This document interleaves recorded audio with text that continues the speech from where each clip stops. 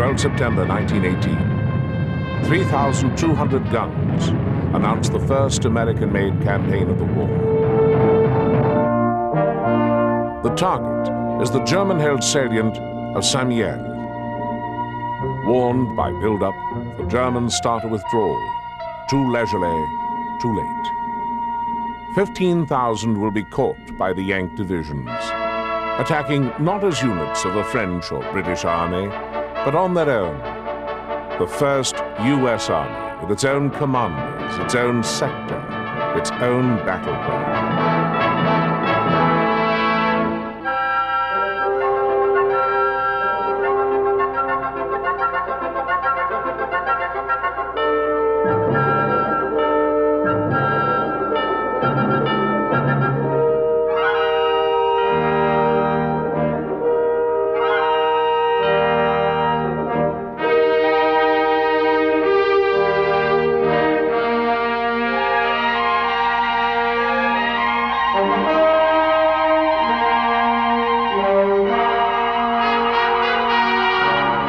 Saint-Mihiel, an enemy stronghold unchallenged for 3 years, now overrun in a matter of hours. 200 square miles of French soil retrieved.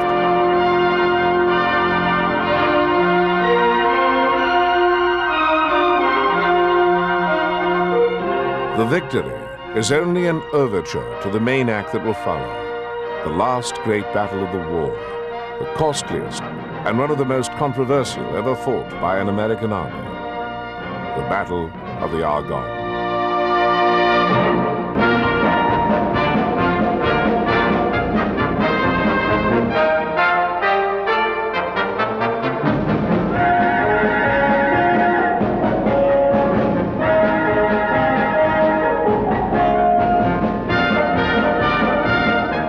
After 15 months in Europe, Blackjack Pershing finally has what he wanted, an American army in the field. One victory under its belt, Saint-Mihiel.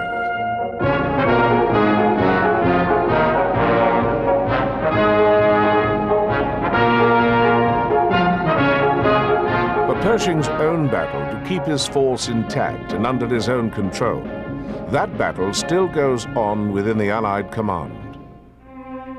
Saint-Mihiel has vindicated Pershing. The staff has performed admirably. Troops have gone straight to the mark with no miscues. By September 1918, the Allied Supreme Commander, French General Foch, has been firmly rebuffed in his insistent argument that American troops be assigned to French and British army. The argument has gone this way. Foch, tauntingly, "Do you wish to give battle?" Pershing, "Certainly, but as an American army." Foch, "I insist." Pershing, "Insist all you please, but I decline absolutely."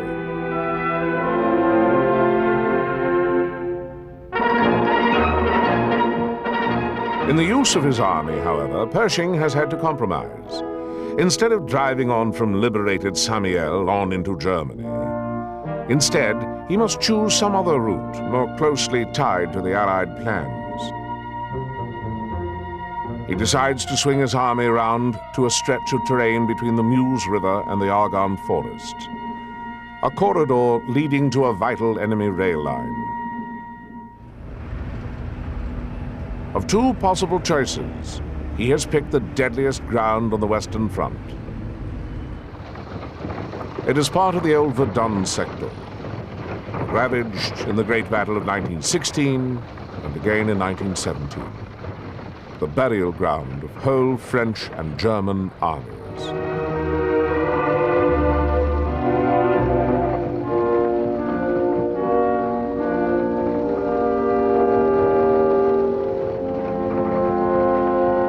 Across from this front, the Germans are dug in depth and in comfort, secured in their dugouts, bunkers, pavilions.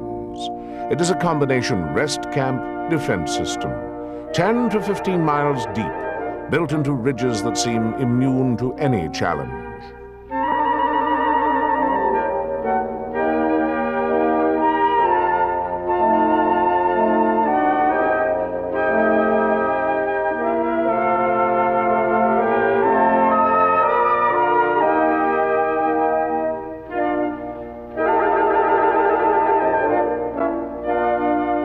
This is the perch of Germany's youngest general, Friedrich Wilhelm, the Kaiser's son and heir.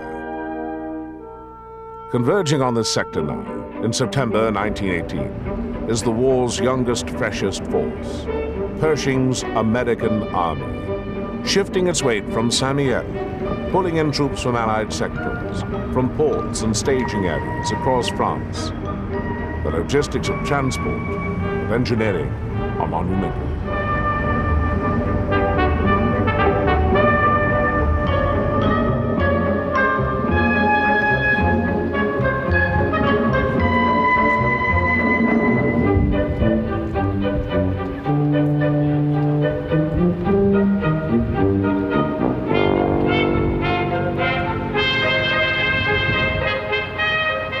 Among the Americans en route to battle in the Meuse Argon, Colonel George S. Patton, 32, just baptized by fire as a tanker at Saint-Mihiel.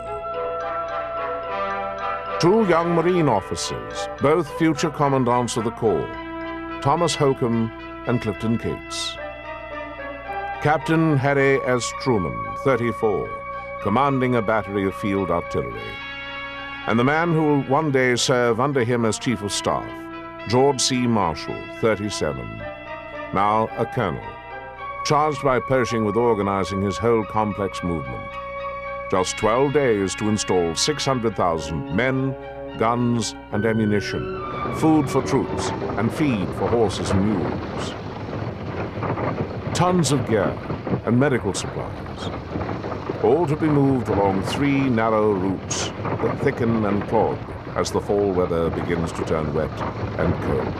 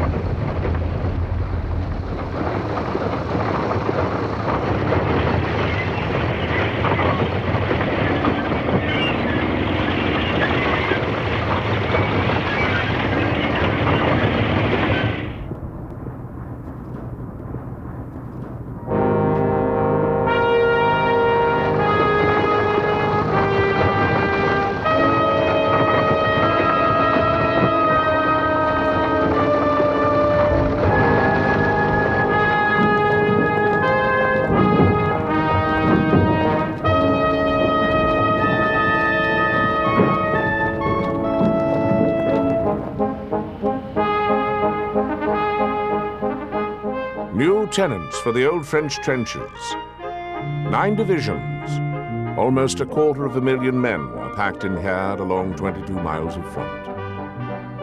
A force that is almost too massive. It will prove a cumbersome machine on the advance, a target hard for enemy guns to miss. An air force of 800 planes provides the cover, bombing behind German lines, drawing off enemy reconnaissance as First Army readies for the jump-off. It will come on 26 September, 1918.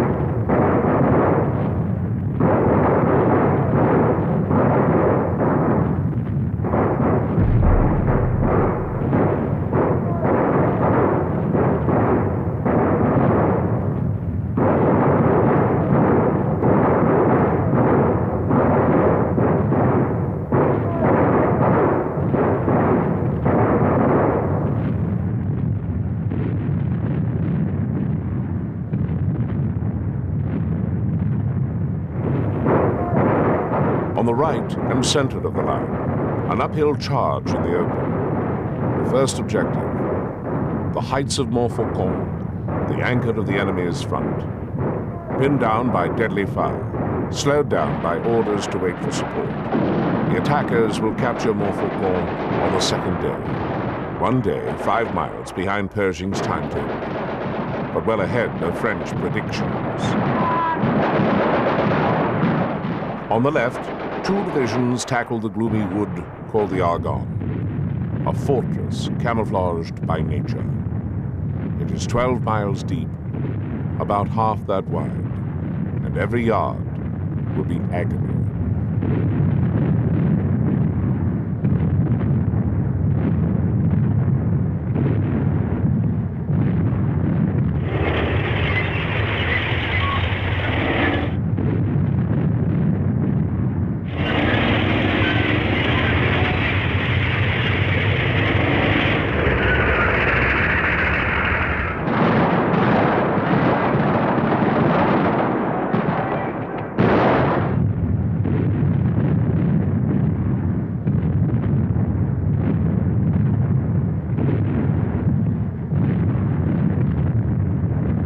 Now the Yanks fling themselves against the Meuse-Argonne front. The British are opening a new drive in the north, suddenly turning the flank of the Siegfried Line. The 2 drives aim to converge, sealing off the whole German army. The French High Command thinks Pershing won't make it before spring, and here, in the Argonne, there is no sign of a dent in the German resistance.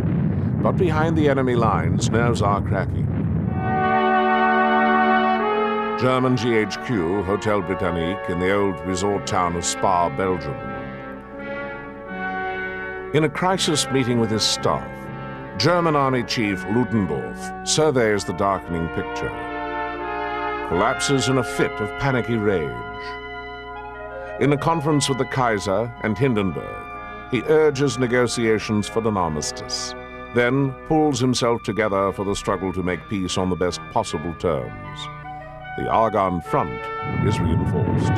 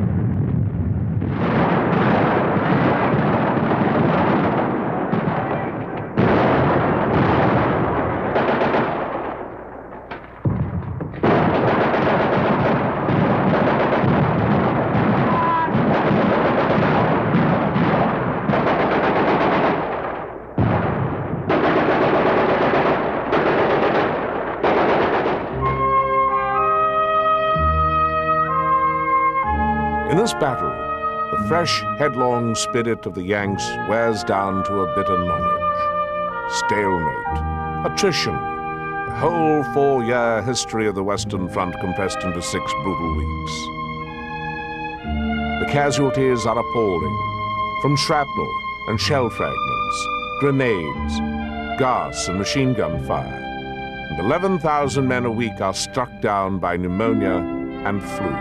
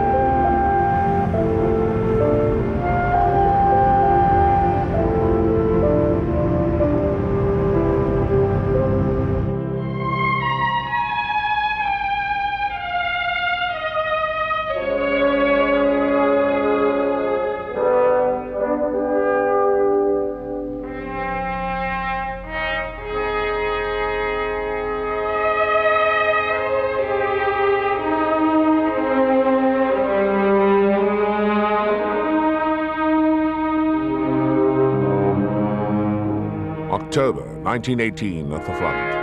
Now, an American correspondent writes, the first enthusiasm had passed. Our spring of war was over. Our winter of war had come.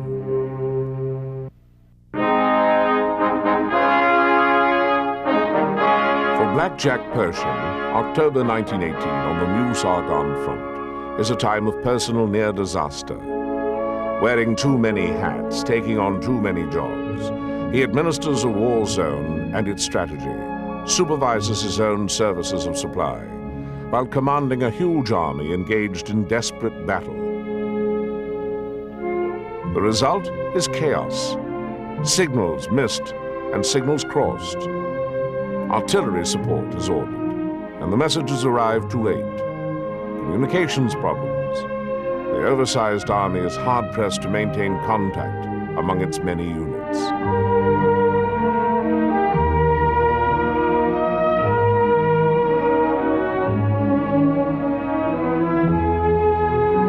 Troops get split up. Some go too fast, others lag. Whole battalions veer off their line and end up with the wrong division. And one general complains that he needs an unbroken line of military police behind his advancing army to round up the stragglers and hold the men to duty.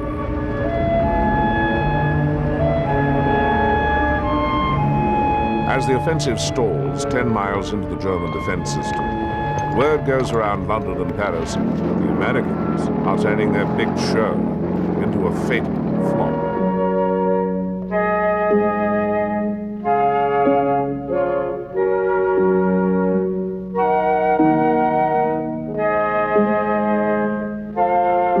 With rations, blankets, ammunition all bogged down en route behind the lines, the War Department has notified Pershing that it plans to send over another general to take charge of the lagging supply services with equal authority. Pershing escapes this virtual demotion by appointing his own man, General James G. Harvard, to take over the job. In the field, he splits his bulky force into two armies, each with its own commander.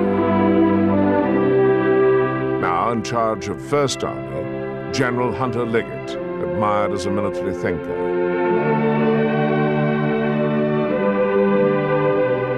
Commanding the new Second Army is Robert Lee Bullard, a general with an offbeat taste in uniforms.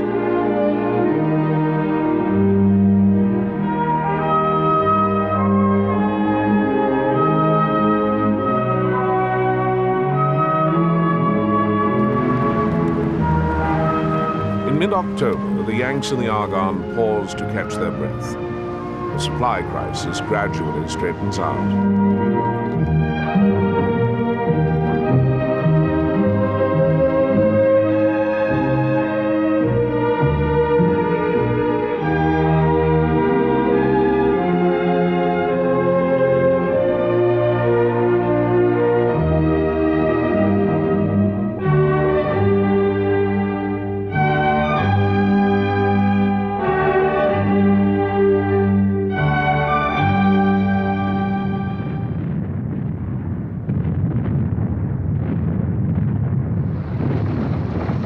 This is supply under fire. The enemy has had 4 years to plot every road in the sector as a target for its artillery.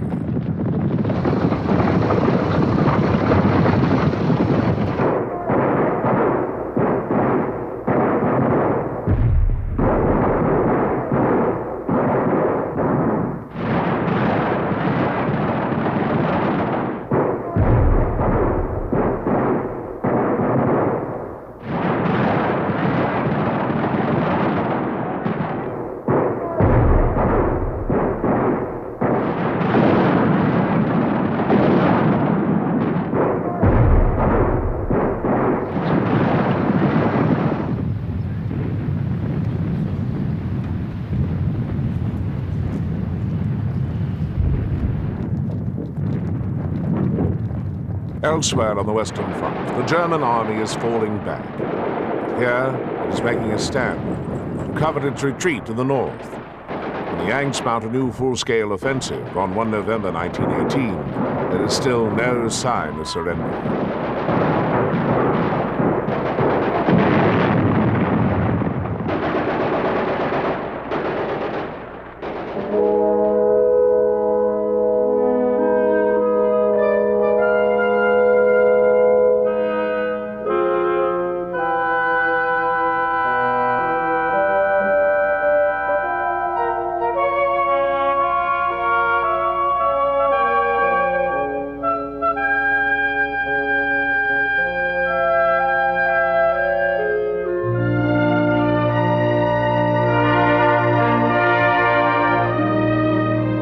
Like all battles, more than most, the Muse Argon becomes a story of war's degradation and man's heroism. Sergeant Alvin York, a converted conscientious objector from Tennessee. He stands off German machine gunners with a rifle and pistol, captures 132 prisoners by himself.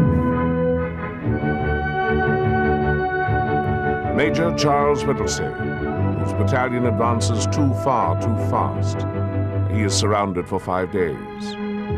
He brings it out with half its combat strength and a legendary name, the Lost Battalion.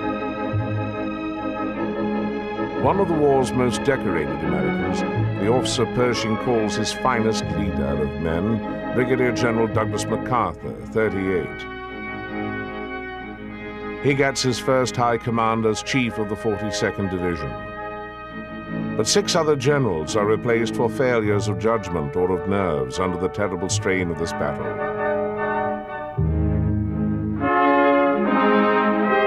"75,000 Americans fall here, dead and wounded. More than on any other battlefield in the country's history. More than at Gettysburg or Okinawa or the Bulge. They will keep falling here in the Muse Argon until the very moment of the armistice, of the victory that is now only days away."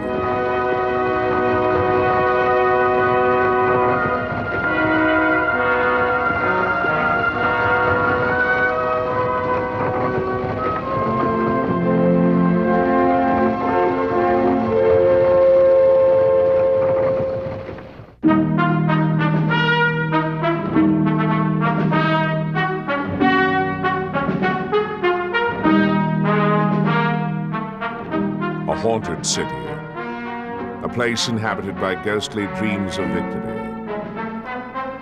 This is Berlin on 2 October 1918, the day a German officer arrives at the Reichstag on a mission that will shake Germany out of its dreams.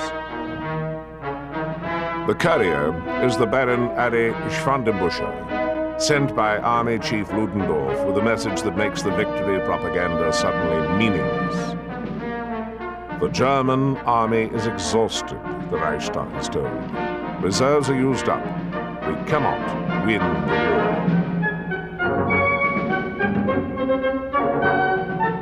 For years, the helpless captive of the army and its propaganda, the Reichstag is shocked. Some are incredulous.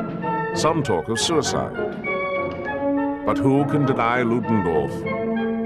A new liberal chancellor, the Kaiser's cousin, Prince Max von Baden, is appointed to carry out the army's new demand, to send out this message. The German government requests an immediate armistice on land, on sea, and in the air. It is a message addressed not to Britain or to France, but to Washington, to President Woodrow Wilson, as Germany's best hope for a lenient truce. Armistice. After 4 years of havoc, the world can hardly bring itself to stop. While the leaders struggle with the idea of peace, troops keep moving toward the trenches. 5 weeks will pass. 250,000 more Americans will sail for Europe before the engines of war can be shut down. 5 last violent weeks before the guns stopped firing.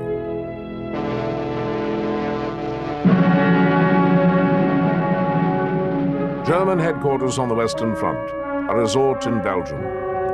Here, in October 1918, Ludendorff waits for the message that he hopes will bring Germany peace by negotiation rather than by surrender. The first word from Woodrow Wilson amounts to a rebuff.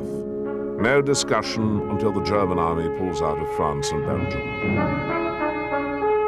Faced with an ultimatum instead of negotiations, Ludendorff reverses himself. To the Kaiser and Hindenburg, he urges, continue the fight, even against the rising tide of defeat. The rising tide in the Balkans. The Serbian army marching home with the Allies from Stalemate, its leaders celebrating the end of 3 years' exile.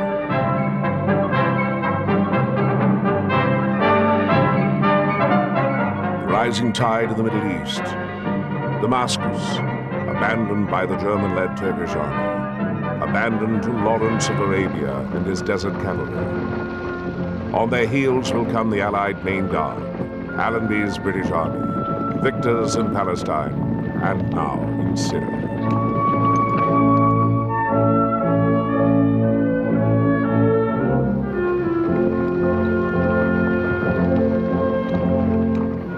Damascus, the prize of Arab rebel nationalism, and the man Lawrence picked as its leader, Prince Faisal.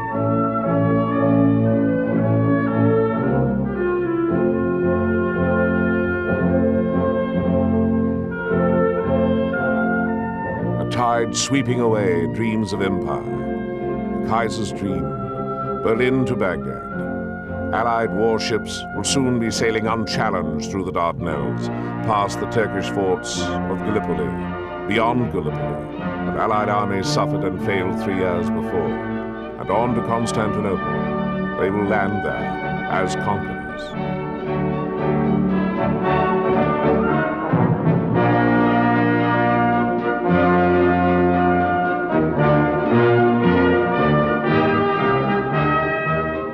Defeat looming in Italy, the Allies are preparing to launch an offensive from the line of last year's disastrous retreat.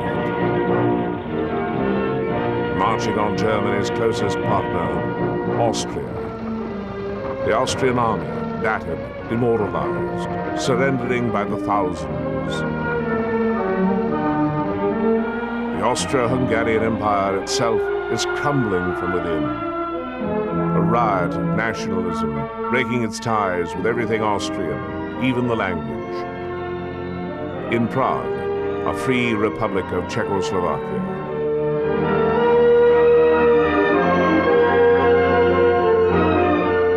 The splendor of the Habsburgs reduced to caricature. The empire of the Habsburgs ended by proclamation. In Budapest, a free Republic of Hungary announced by a socialist aristocrat, Count Michael Karol.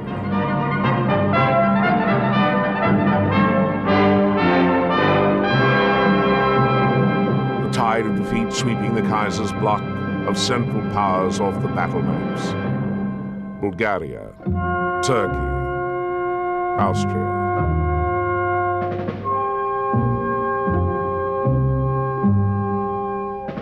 The last front is the Western Front. There, an Allied combined offensive is in motion. British and Belgians in the north, French in the center, and Americans aiming to close a giant pincers through the Meuse Argon.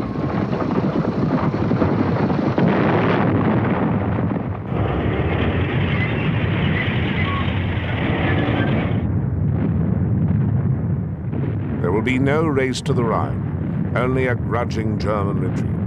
Retreat toward the frontier, behind which Ludendorff counts on making a stand.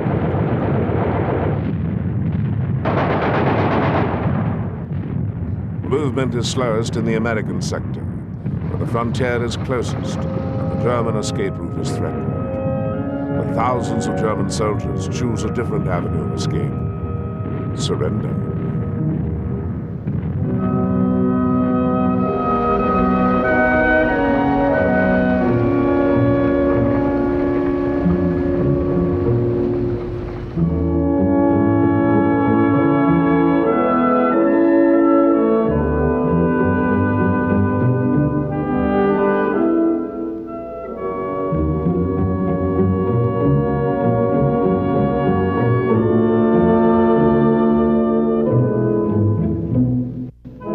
German army, wounds dressed in reused bandages, underclothes made of table linens requisitioned from home front hotels. The German army, drained by privation that is even worse for their families at home.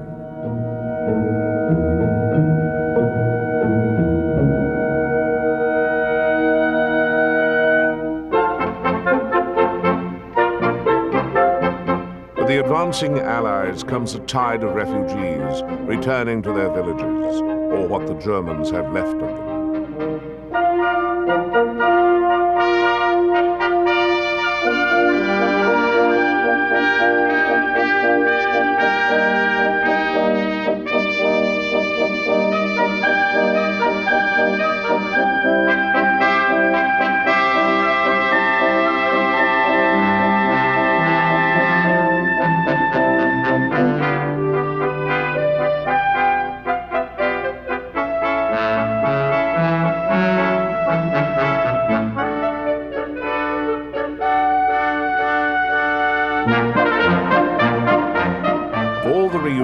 This is the most poignant.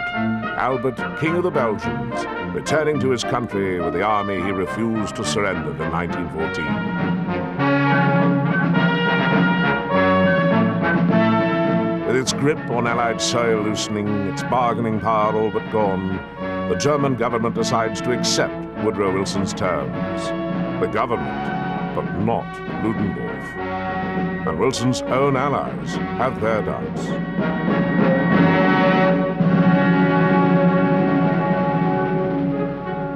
Allied headquarters in Versailles, the leaders gathered expectantly. Among them, President Wilson's personal deputy, Colonel House. The Allies are waiting to be brought in on Wilson's armistice negotiations, waiting in irritation and alarm, anxious to destroy the German army. The Allies are afraid Wilson will settle for some mild political terms. The 14 points of world peace, enunciated in a Wilson speech some months before. The 14 points, says Clemenceau scornfully. I do not accept any of them. Italy's Orlando is also unimpressed. Britain's Lloyd George finally takes the initiative, with a cable to Washington expressing their doubts. The response, on 23 October 1918, is a Wilson message aimed at breaking the Army's grip on German policy. Germany must get rid of its military masters and monarchical autocrats.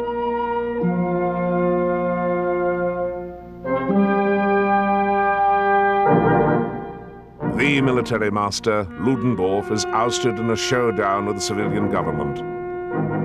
The Reichstag leader, Matthias Erzberger, is appointed to head an armistice mission to France. The Allies will deal with a civilian and give German militarists the materials for a myth. The German army was betrayed. On the night of 7 November 1918, the delegation crosses the French lines in a motorcar convoy under a white flag with a French bugler on the running board. Place of rendezvous, a railway coach that is being rolled toward a siding 85 miles behind the front, in the woods of Compiègne.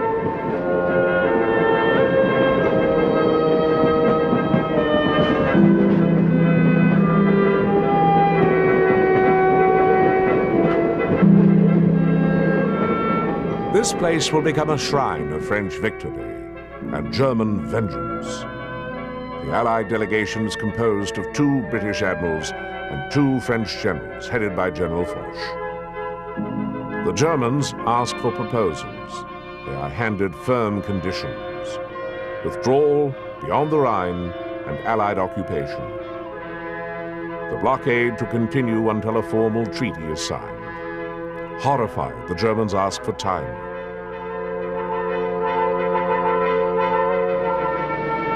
Impatient to start celebrating, America welcomes a report leaked to Howard Roy of the United Press by a high-ranking officer. The news is premature. There is still time for men to die. There is still time for an empire to fall. Imperial pride dies hard. On the eve of the 1918 Armistice mission, the German fleet is massed for a last glorious sortie. Attack the British fleet, and Germany can march, not crawl, to the truce talks. The sailors answer, mutiny. Mutiny swells into revolution in the port of Kiel, in Munich, Stuttgart, Berlin. Republics proclaimed in the streets, Bolsheviks, socialists, any banner that promises an end to the war. The signal of defeat, first raised by Ludendorff, has cut the German home front loose from its loyalties. And German soldiers join in the demand, down with the Kaiser.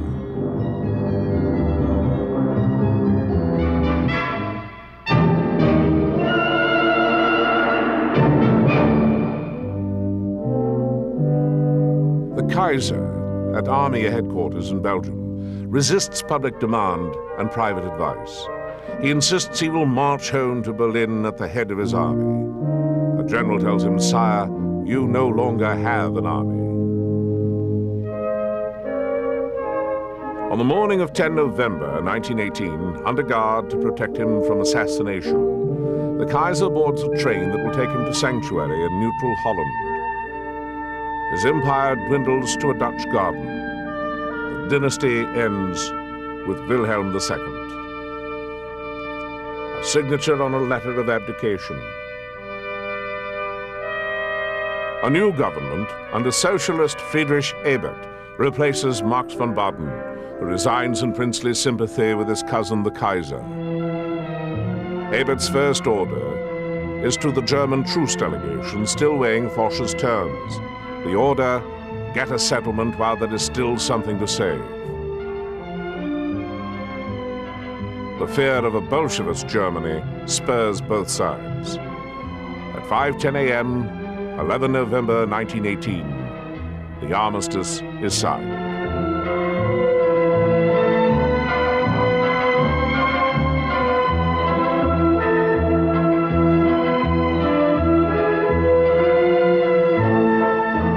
Ceasefire, rumored for days and now confirmed, will go into effect at 11 o'clock. By agreement, there will be 6 more hours of war.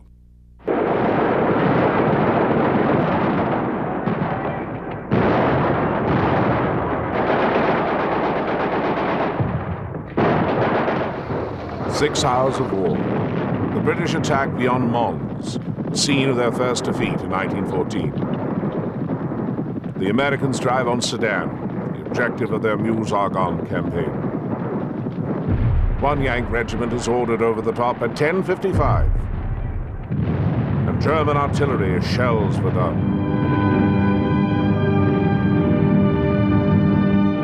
On the morning of Armistice Day, there are more than 2,000 American casualties, and British, and French, and German.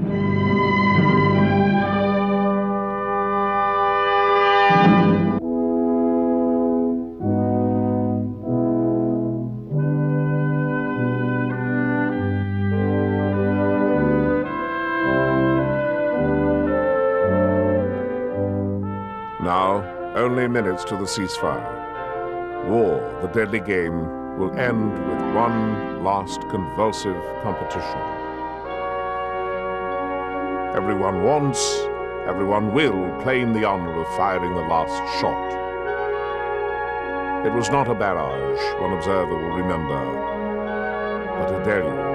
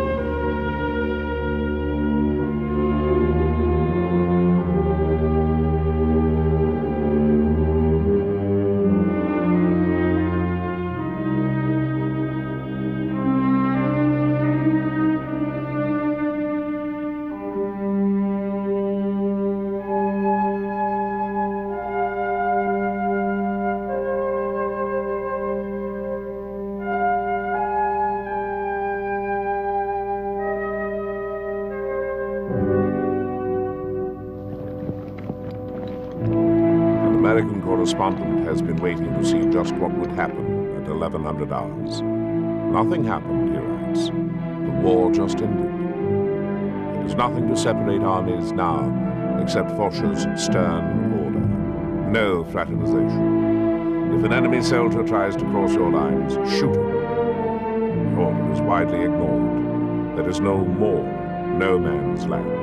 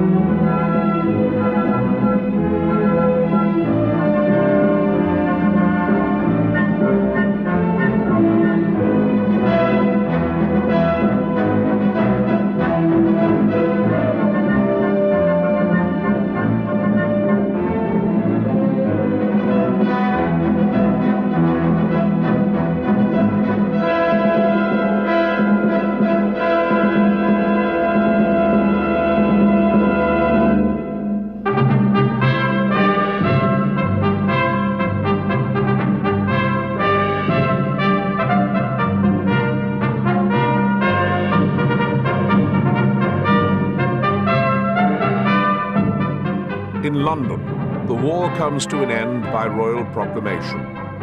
Parliament adjourns for services at St. Margaret's Church. But ceremony soon is drowned out by celebration at the gates of Buckingham Palace, in Piccadilly Circus and Trafalgar Square, and the sounds of bells ringing in unison all over London.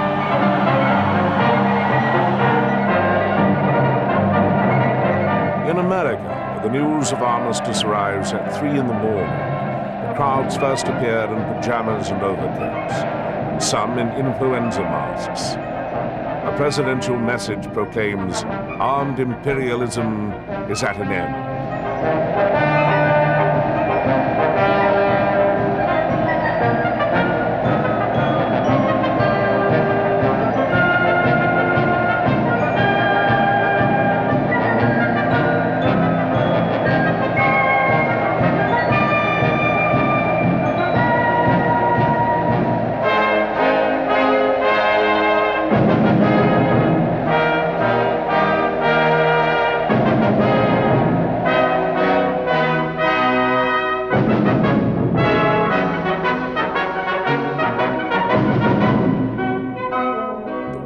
Jubilee is in Paris. Paris, which in these 4 years has often heard the noise of menacing guns, is now filled with the sound of crowds singing the Marseillaise. There is singing in the Chamber of Deputies, and then 77-year-old Premier Clemenceau struggles home to announce, since this morning, I have been kissed by 500 women.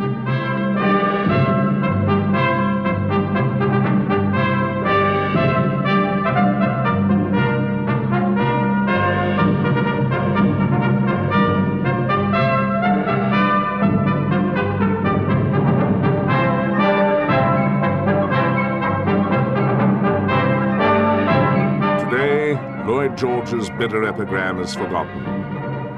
This war, like the next war, is a war to end war. Tonight, the final entry will be written in the French Army's Journal of Communiques. Closed because of victory.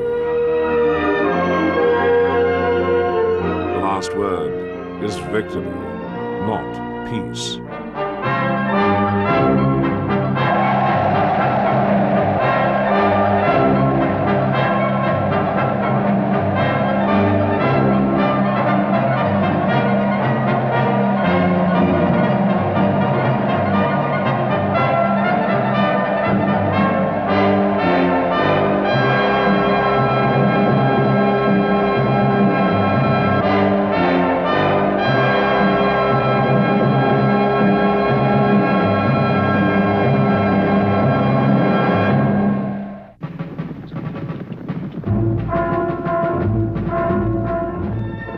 November of 1918, the war is over. The armistice is signed. The The defeated armies of Imperial Germany come streaming back to their homeland. From France, from Belgium, from Luxembourg. Of 11 million men mobilized by Germany, 7 million are casualties. Nearly 2 million are dead. Those who have survived return to heroes' welcomes. The German public has not yet seen an enemy soldier, has not yet felt the weight of defeat.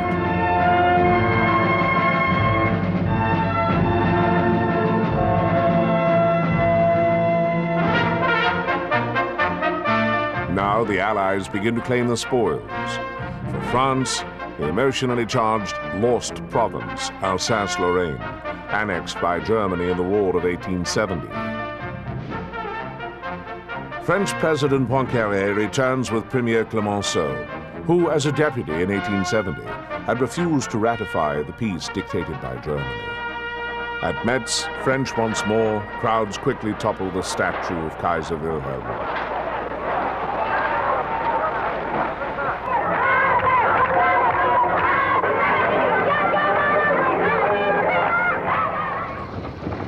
Beyond Alsace, the Allies cross the frontier into Germany.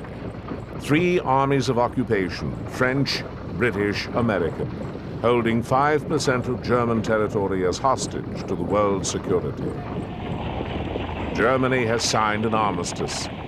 Now she must sign a peace treaty with the victorious powers.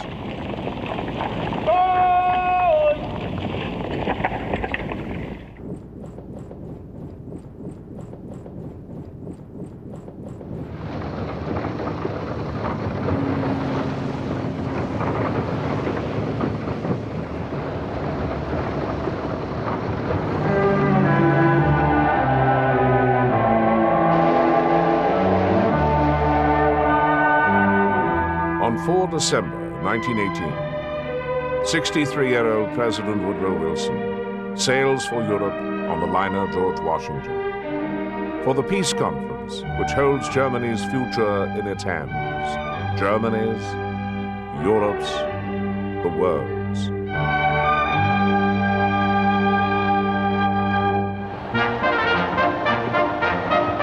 Woodrow Wilson arrives in France on 13 December 1918.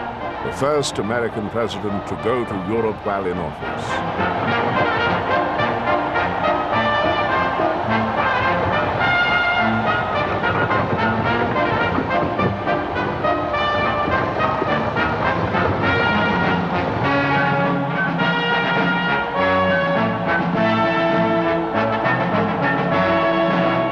Wilson spends Christmas with the 77th Division at Pershing's headquarters at Chaumont. Washington has cabled him that news coverage in America is thin. He should spend more time with the troops, but he is absorbed with the peace negotiations which lie ahead. He has been a good president, Pershing says, but he has his hands full now.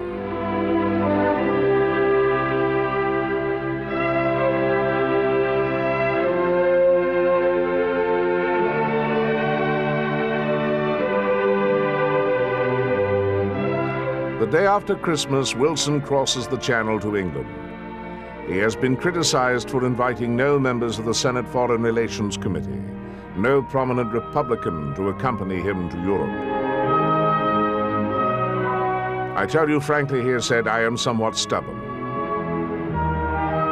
His welcome in England is remarkably warm, although George V is irritated because he arrives on a bank holiday and others find his peace proposals too lofty.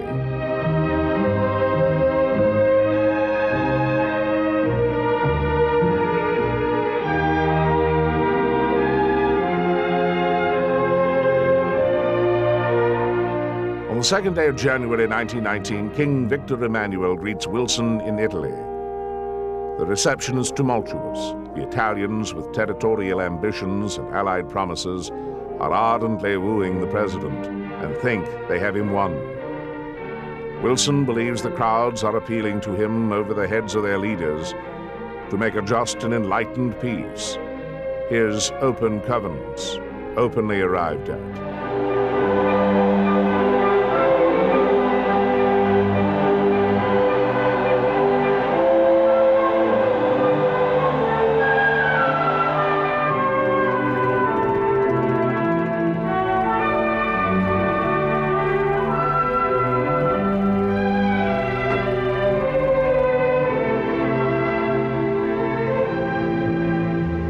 President returns to Paris on 7 January.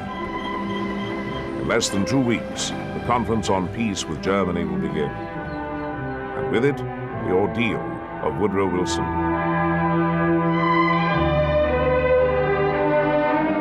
In defeated Germany, Allied forces have taken up positions along the Rhine, the sliver of the country that will be occupied under the terms of the Armistice. The French, bent on revenge, make their occupation severe, using twice as many men as the Americans. Many of them black colonials, whom they know the Germans will resent. One French commander orders the old-fashioned bright red trousers for his troops, explaining, "The color infuriates the Germans."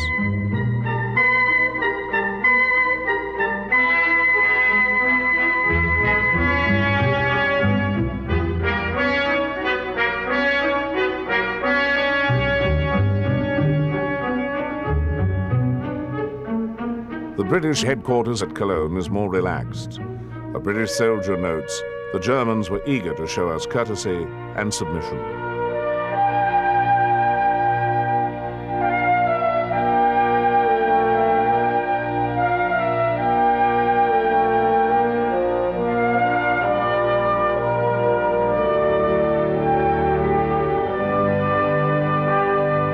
There is submission too at sea. The German High Sea Fleet has sailed into surrender at British naval bases. Under the armistice terms, 10 battleships, 6 battle cruisers, 8 light cruisers, 50 destroyers, and all 129 submarines. 6 months later, in June 1919, the Germans will scuttle much of this fleet at Scapa Flow under the eyes of the British, in defiance of the peace terms at Versailles.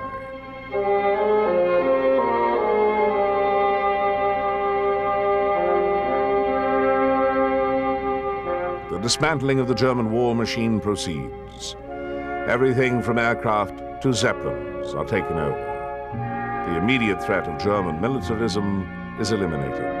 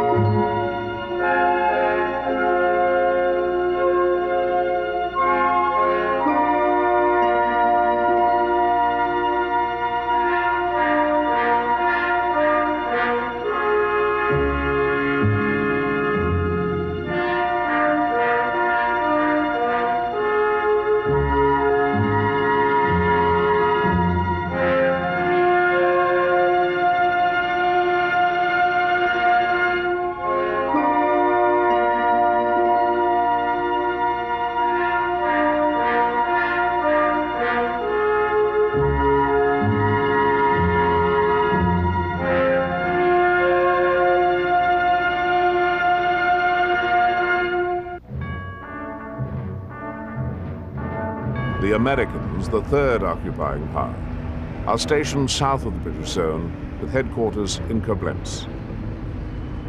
The Yanks' reputation for leniency precedes them, and only at Koblenz, a garrison town steeped in military tradition, the home of von Moltke, is there much open resentment. But soon the occupation settles into a pleasant routine, with the doughboys struggling to learn enough German to speak with the children and the Fräuleins.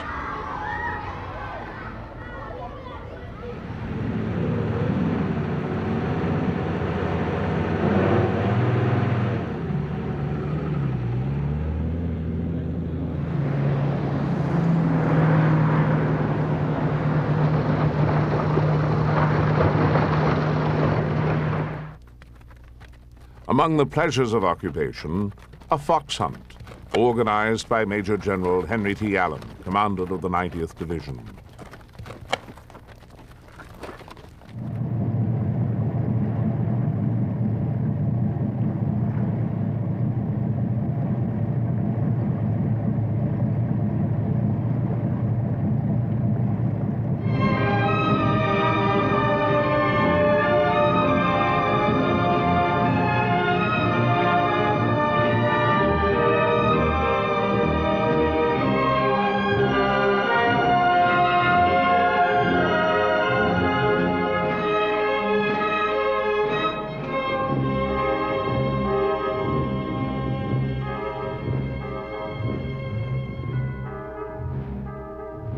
American medical teams helped care for the ill, most of the malnutrition cases.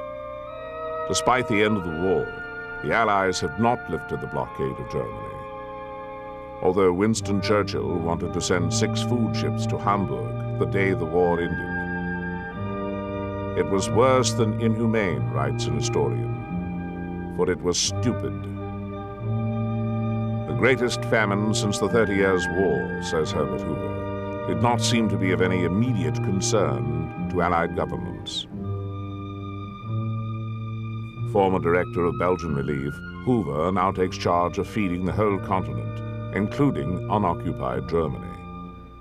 In March 1919, the Allies will agree to send Germany foodstuffs until the fall harvest, and the crisis is eased. Yet the Allies will be blamed for not sending food sooner.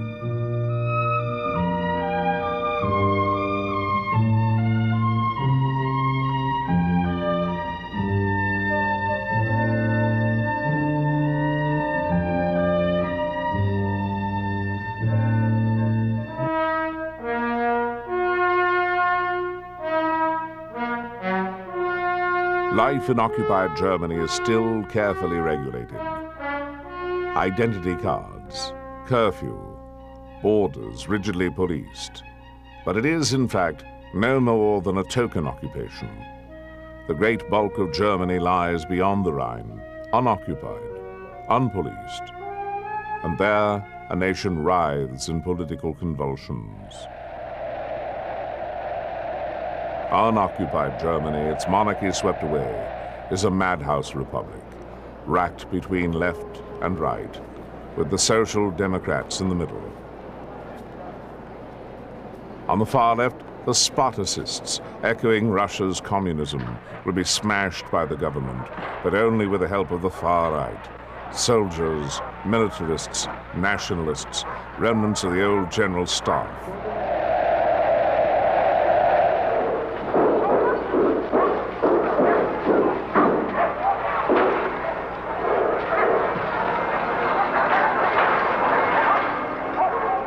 Less than a year after war's end, even before the peace treaty, Germany's future is foreshadowed. The far right is entrenched again in German politics, preparing its counter-revolution. In January 1919, Germans vote in a free national election with universal suffrage, the first in their history. The Social Democrats win and convene a National Assembly in Weimar to draft a constitution. One of the most liberal, far-reaching documents ever devised. The new government, whose chancellor is Philipp Scheidemann and whose president is Friedrich Ebert, will be summoned to Paris to sign a peace that will imperil the Weimar Republic. In January 1919, the peace conference opens in Paris. Orlando of Italy, worried about Allied territorial promises. Britain's Lloyd George and Balfour, under jingoist pressure to squeeze Germany until the pips squeak. Woodrow Wilson calling for a just peace based on his 14 points enunciated a year before. His advisor, Colonel Edward House. France's Clemenceau, who says, Mr. Wilson talks like our Lord and acts like Lloyd George.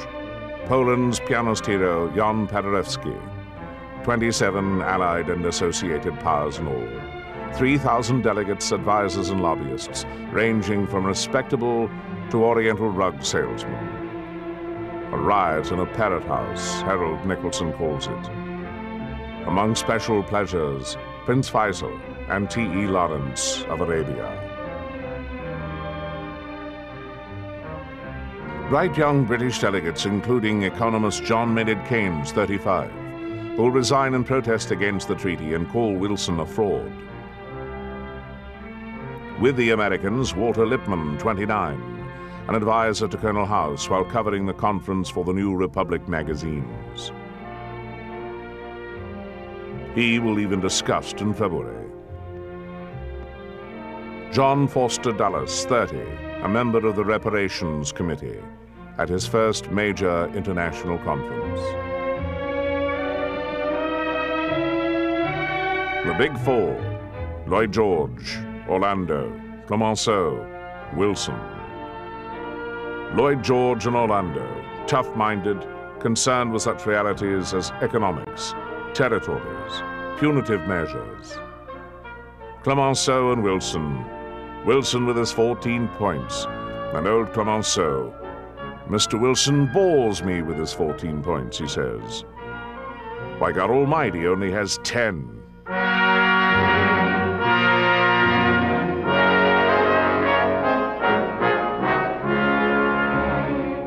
The conference finally opens on 18 January, with Wilson in a vulnerable position. Of the leaders of the major powers, only Wilson is not free to make firm commitments for his country. He must secure ratification of any treaty from the United States Senate. At his residence, the elegant Via Murat, the president works in solitary dedication, concentrating on his beloved 14 points, which he believes must be the basis for the peace treaty. The most precious of the points is the last, the establishment of a League of Nations.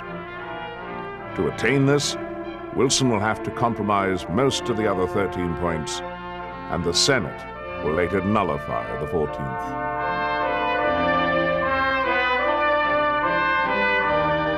Working at the Hotel Crillon, Wilson's staff is entrusted with the whole job of incorporating the League into the peace treaty. The whole world wants peace. The President wants his League, observed Secretary of State Robert Lansing. I think the world will have to wait. Colonel House is the man Wilson counts on to get the League through. The conference grinds on. Its chief concern, the carving up of territories. The Saar, Danzig, the Polish corridor, the Sudetenland. Place names that will haunt a later generation. Wilson, leaving territorial claims to his aides, goes back to the United States, returns a month later. The Italians have assumed he would champion their cause, but Wilson opposes giving them the city of Fiume, and Orlando walks out, later to return. Finally, on 7 May 1919, the Germans, under heavy guard at a Versailles hotel, are summoned to the conference room. The delegation, headed by the foreign minister, Count Brockdorff-Rantzau, will hear Clemenceau announce gruffly, "The time has come when we must settle our accounts." The Germans denounce the harsh terms they anticipate, and Lloyd George mutters, "It is hard to have won the war and to have to listen to that." The Germans are given time to file any objections and go back angrily to Berlin. Every segment of the population rises in wrath to condemn the treaty. This diktat, which the Germans say is a far cry from Wilson's reasonable 14 points. President Ebert calls it monstrous. Chancellor Scheidemann calls it a murder plan and resigns. So does Foreign Minister Brockdorff-Rantzau. Finally, knowing there's no alternative, the Germans give in. Lloyd George has said, "Sign in Versailles, or you shall do so in Berlin." The new Foreign Minister, Hermann Müller, is given the thankless assignment of going to Versailles. Signing with him will be Undersecretary Johannes Bell.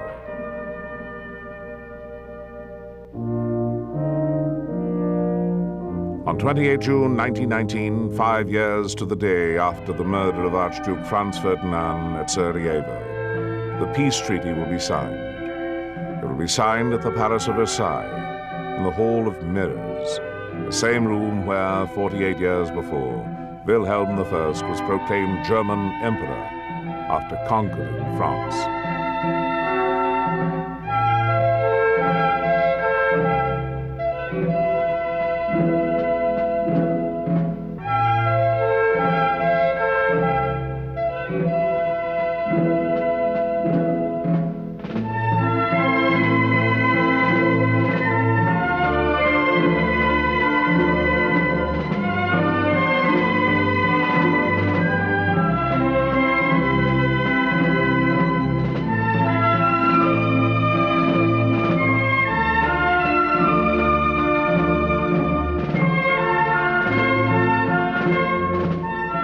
elaborate treaty arrives, 80,000 words in all. Germany must admit her war guilt, surrender her overseas colonies, reduce her standing army from its pre-war 800,000 men to 100,000, pay huge reparations, including some Allied veterans' pensions, the total amount to be determined later.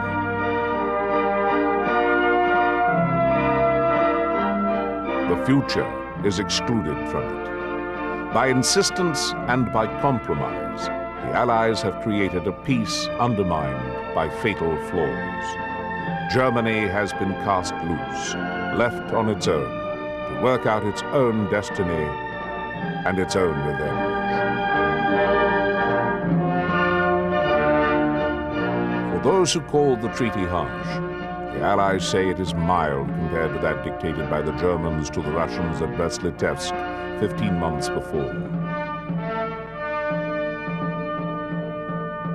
4 years of cataclysm reduced to less than an hour of ceremony at the signing.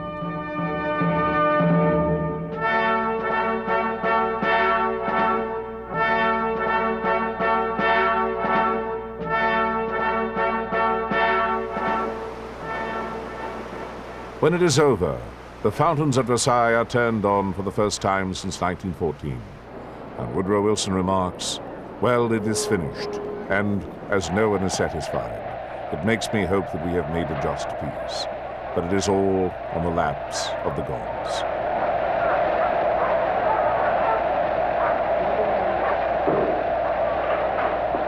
As Paris goes wild, planes flying under the Arc de Triomphe, an old general who for 5 months has been a part of the negotiations says, "We are in for a high period, followed by a low period. Then there will be the devil to pay all around the world."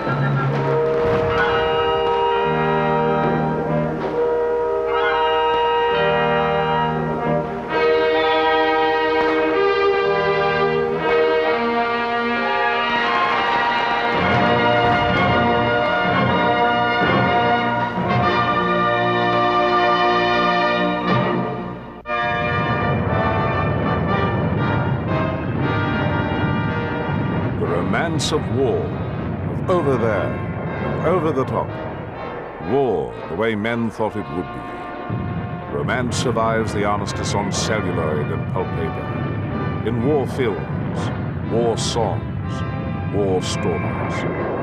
In the real war that ended in 1918, valor proved too often useless, plans too often useless against modern weapons. Among the writers of the disillusionment, there is a sense of war not as romance, but as tragedy. Among the artists, an image of men not as heroes, but as brutes and victims.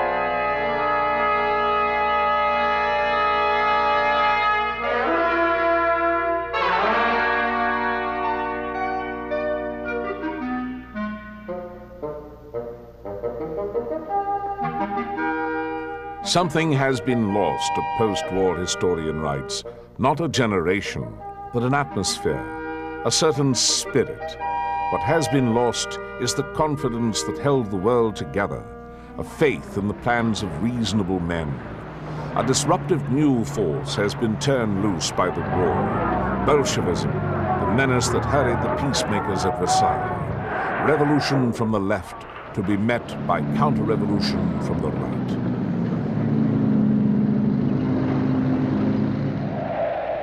Writes Winston Churchill, looking back over the war years, injuries were wrought to the structure of human society, which a century will not efface.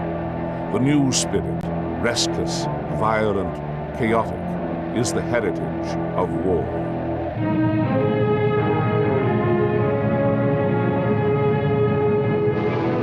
On 8 July 1919, President Woodrow Wilson comes home from Versailles, home with a treaty that contains his vision of a post-war world, peace administered by a League of Nations. 8 weeks later, he is en route against doctors' advice on his cross-country campaign to sell the treaty to the people and force its approval by a hostile Republican Senate. Wilson faces a country confused in spirit. Wartime idealism is still strong, but so is the horror of getting involved in Europe's post-war chaos.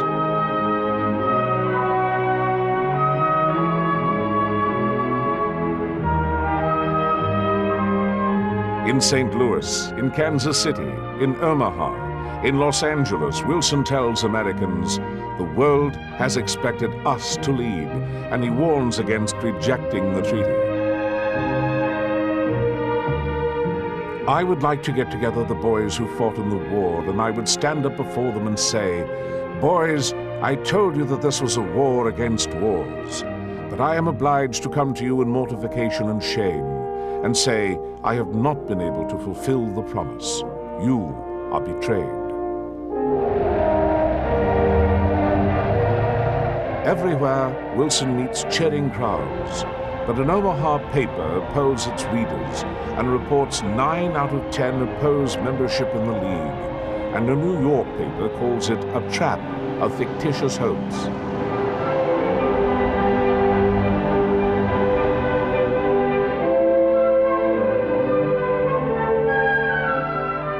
On 25 September, in the state of Colorado, depressed and tired after 40 speeches in 22 days, Wilson suffers a stroke that abruptly ends the tour. In November, as the president lies ill and partly paralyzed, the treaty goes before a Senate dominated by an opposition that trailed Wilson across the country, making anti-League speeches in his footsteps. Among the opposition leaders, Senator Albert Fall of New Mexico, Frank Brandegee of Connecticut, William E. Borah of Idaho.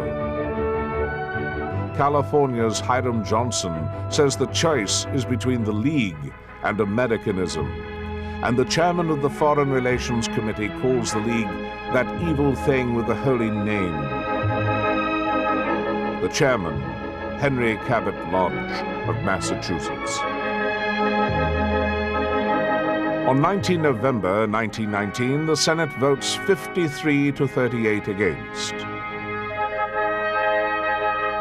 The Treaty of Versailles, with its League of Nations, rejected by Democrats and Republicans, is returned to the American White House.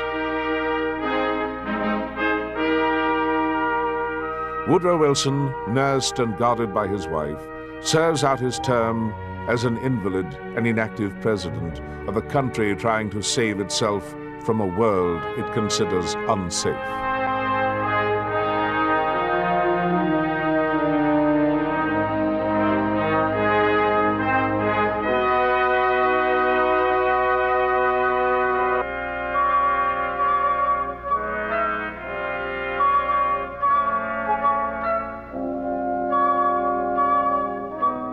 The fear of contamination is deepened by incidents at home, communist bomb plots and demonstrations, and the Justice Department, under an ambitious Attorney General, A. Mitchell Palmer, exploits the fear.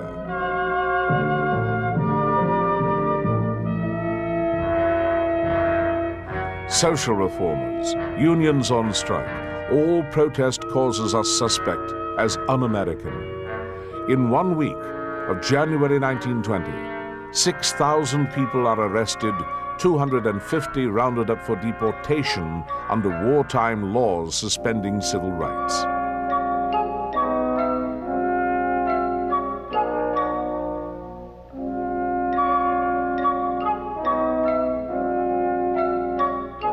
In 1920, Warren G. Harding, a Republican senator from the American state of Ohio, who voted against the League, proclaims that he calls America's needs not nostrums, but normalcy, not revolution, but restoration.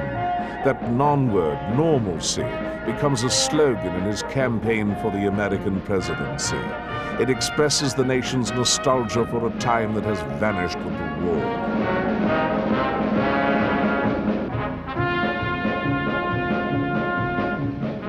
Without America in 1920, the League of Nations assembles in a hall in Geneva, Switzerland.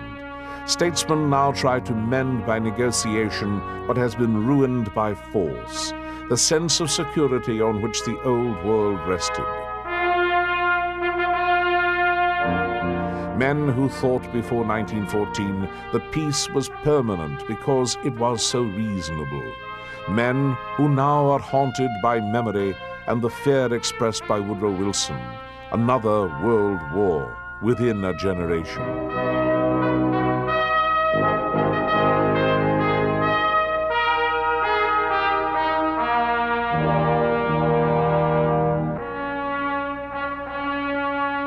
Trying to secure the future in Geneva and in other meeting places around the world, the old generation is still wrestling with the ghosts of its own recent past. Clemenceau of France is voted down by his own public as too lenient toward the Germans. Lloyd George's government will soon fall in Britain, its economy broken by the burdens of war. Winston Churchill, a leading member of Lloyd George's war cabinet, will lose his seat in Parliament. Aristide Briand of France hopes to settle French claims against Germany before it's too late. Warren G. Harding, a president, finds that while America may reject the League, it cannot entirely reject its role as a world power. A Harding administration signs and the Senate ratifies 6 disarmament treaties, 11 treaties in all designed to shape the post-war world. This world of the early 1920s, which has so little to do with the confident hopes that men took to war in 1914. And the machines of war are still running. They have moved from the battlefields to the chaotic streets of Europe.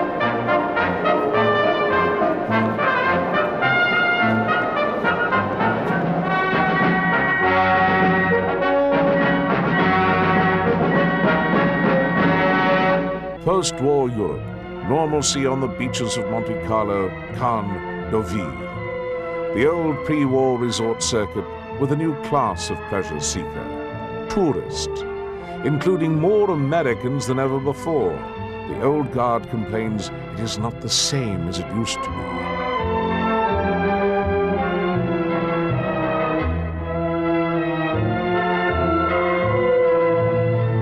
It is not the same world as it used to be.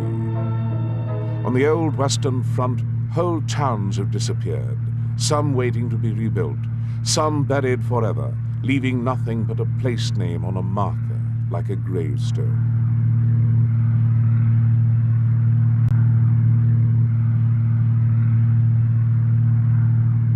A young novelist named F. Scott Fitzgerald never fought here, but knows what happened.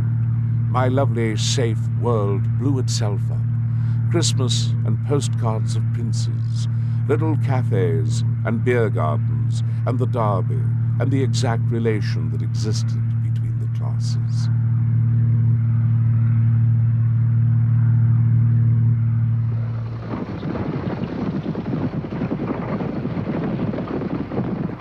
The New World leaves even the victors unsatisfied.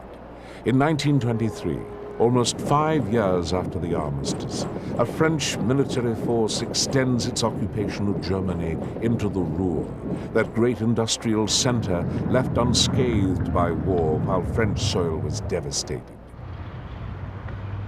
The mines and steel mills of the great Krupp complex are taken over as war reparations when Germany defaults on her enormous payments. Since the Armistice, the Italians have marched into Fiume, and Romanians have marched into Hungary, and Greeks have marched into Turkey.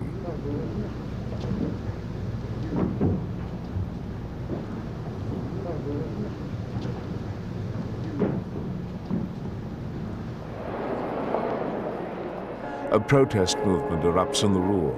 Protests against the French, who will nevertheless stay on for 2 years.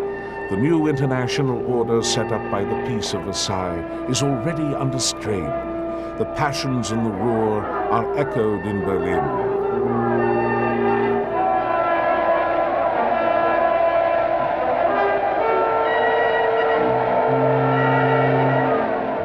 Under the Versailles Treaty, lingering disputes over territories are to be settled by plebiscite, by vote of the people at the climax of noisy campaigns.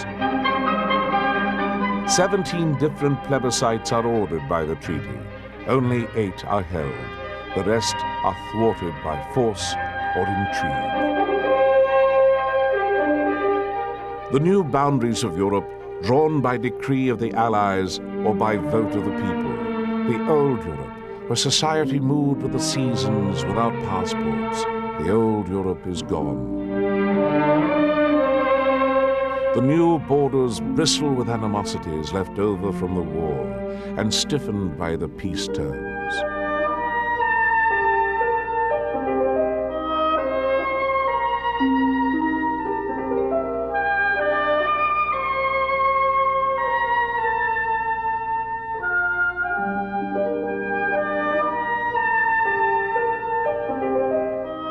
The people of post-war Europe displaced by the peace as others were displaced by war.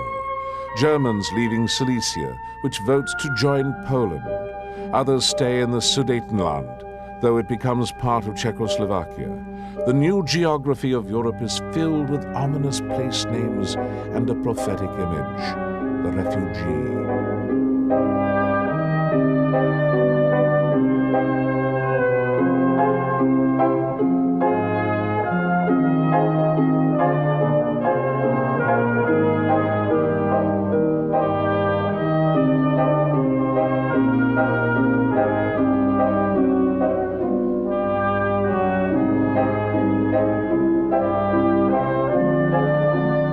Russia is a displaced nation, the war's greatest casualty.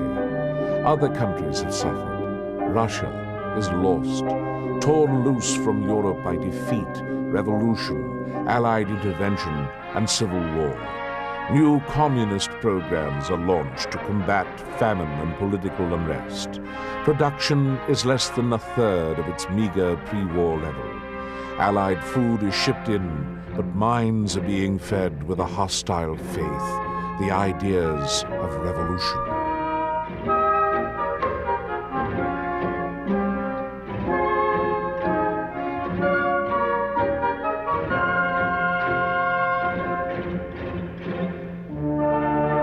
By 1923, Lenin, the father of the revolution, is in declining health.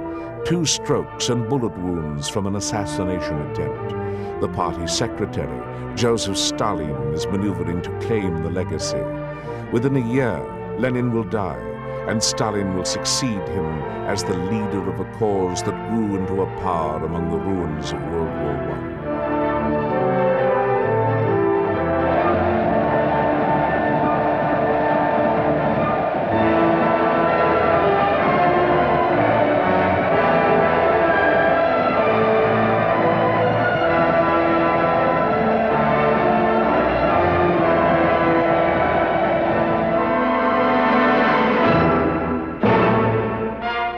In post-war Europe, the cause has become a contagion.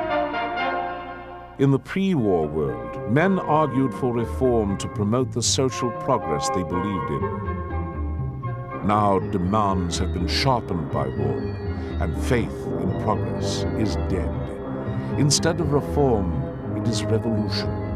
Communist republics proclaimed in Berlin and Munich, established in Hungary by a war prisoner sent home from Russia as a missionary, a man named Beakun.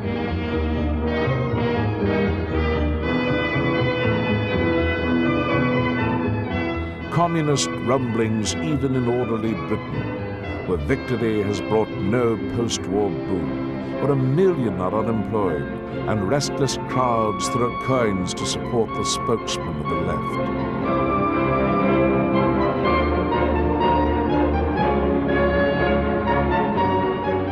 Italy is paralyzed by a general strike, leftist workers shutting down the factories. Italy, frustrated in its dreams of post-war empire, drained economically by the war.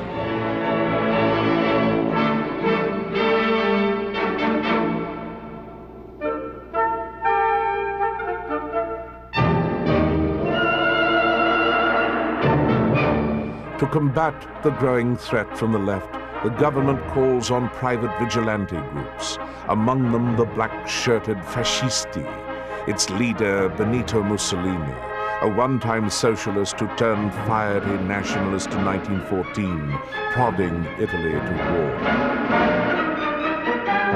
The revolution from the left is put down. The counter-revolution from the right has begun.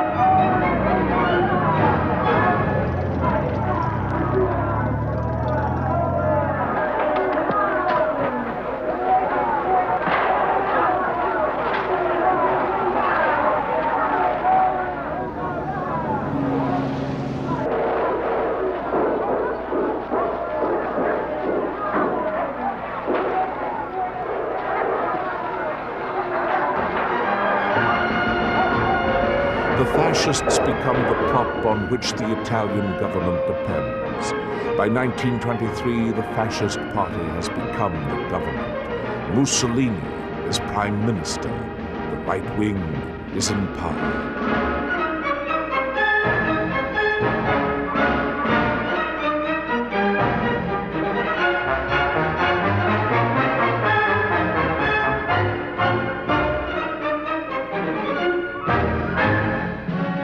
Counter-revolution in Germany. Adolf Hitler, wounded veteran, now working as propaganda secretary for a small Bavarian movement called the National Socialist German Workers, the Nazis, one of several private armies that police the German streets against the Bolshevist threat.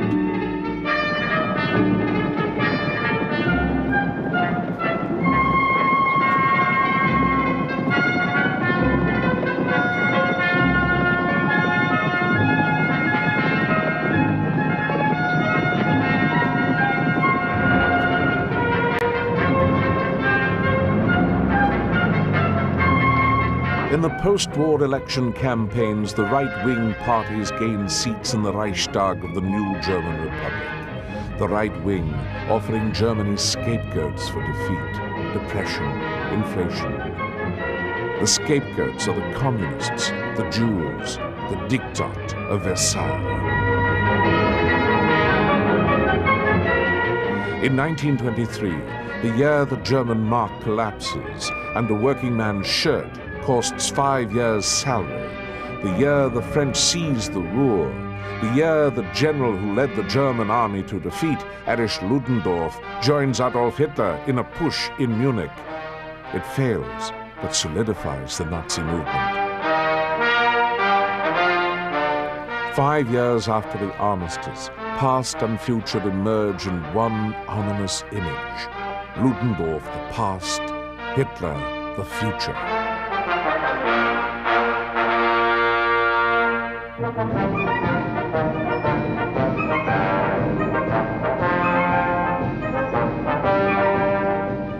In this year of portent 1923, the American occupation in Germany comes to an early end, spurred by a resolution of the United States Senate with almost no debate. 2,000 American troops, the remnant of the original 160,000, turn over their small segment of the Rhineland to the French.